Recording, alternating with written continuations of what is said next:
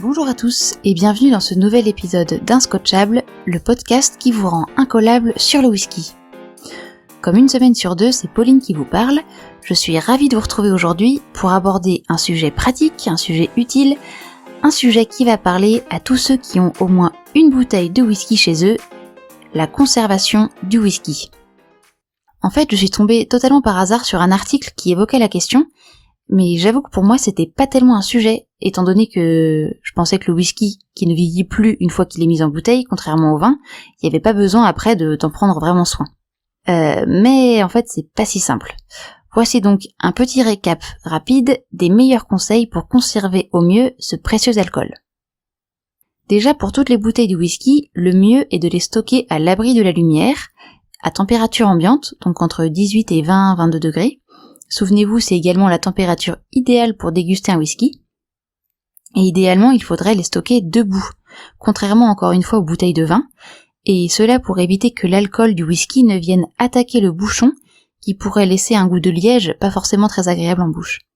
Cependant, il est aussi préconisé d'agiter un peu les bouteilles une fois par mois environ, afin que le bouchon s'humecte de liquide, pour éviter qu'il ne se dessèche et qu'il ne s'effrite à l'intérieur. Cela en plus le rend de plus en plus hermétique. Donc ça c'est pour toutes les bouteilles de whisky, ouvertes et non ouvertes, car là se situe toute la différence. Je pensais de manière très naïve qu'on pouvait conserver une bouteille de whisky ouverte ad vitam aeternam, mais en fait, une fois que l'air entre dans la bouteille, il y a oxydation. Et qui dit oxydation dit évolution. Après 6-9 mois d'ouverture, le whisky déjà commence à évoluer.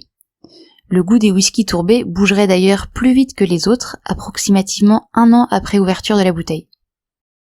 Certains disent à ce sujet qu'il ne faut pas garder un whisky ouvert plus de 2 ans, voire 1 an et demi, car au-delà, il risque de s'affaiblir et de s'altérer. Bien sûr, cela dépend de la quantité d'air qu'il y a dans votre bouteille. Il faut juste retenir que les fonds de whisky ne doivent pas végéter 15 ans, et au risque vraiment de voir leurs arômes s'émousser et s'affadir. Certains d'ailleurs mettent des billes en verre directement dans les bouteilles pour faire remonter le niveau et donc faire diminuer la quantité d'air à l'intérieur. C'est assez malin, je dois dire, mais pour ceux qui veulent ralentir l'oxydation plus simplement, il vous suffit de placer vos fonds de whisky dans des petits flacons adaptés à leur volume et qui pourront de fait les contenir sans trop d'air, parce que vous l'aurez compris, dès l'ouverture, c'est une course contre la montre qui commence. Je suis tombée sur une étude très intéressante menée sur un Bowmore Lime Rig Single Malt 15 ans d'âge, qu'un groupe d'amateurs suédois a échantillonné en plusieurs petits flacons, et chaque flacon a été soumis à des conditions de conservation très différentes. Par exemple, ils ont placé un échantillon au congélateur à moins 18 degrés, un autre dehors en pleine lumière, en plein cagnard, un autre dans une bouteille en plastique, un autre encore soumis à une chaleur de 45 degrés, un autre dans la bouteille d'origine. Ils ont juste laissé un fond de 10 centilitres dans la bouteille de 70 centilitres, etc. Ils ont fait ainsi une dizaine, je crois, de petits échantillons, et au bout de 2 ans, ils les ont soumis à 6 experts du whisky lors d'une dégustation à l'aveugle, avec bien sûr une bouteille de référence de Bowmore intacte et ouverte pour l'occasion. Et en fait, la différence entre tous les échantillons, bien sûr, était plus que flagrante.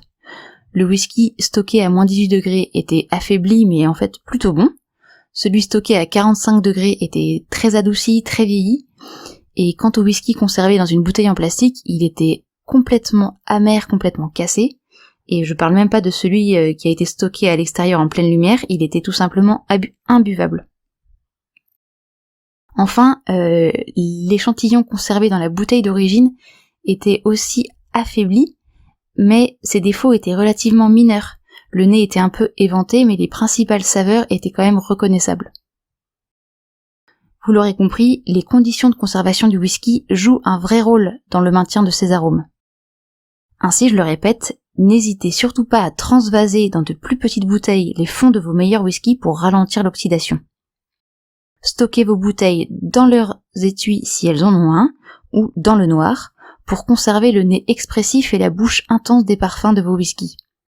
Et n'oubliez pas, toujours la tête haute avec de temps en temps un petit poirier, enfin vous renversez votre bouteille, pour humidifier le liège. J'espère que ce podcast n'aura pas trop donné de sueur froide aux collectionneurs de vieilles bouteilles et de vieilles bouteilles ouvertes de surcroît. En tout cas, je vous ai donné une excellente excuse pour vous motiver à finir tous vos whiskies bien entamés, avec modération bien sûr. À la semaine prochaine sur Inscotchable.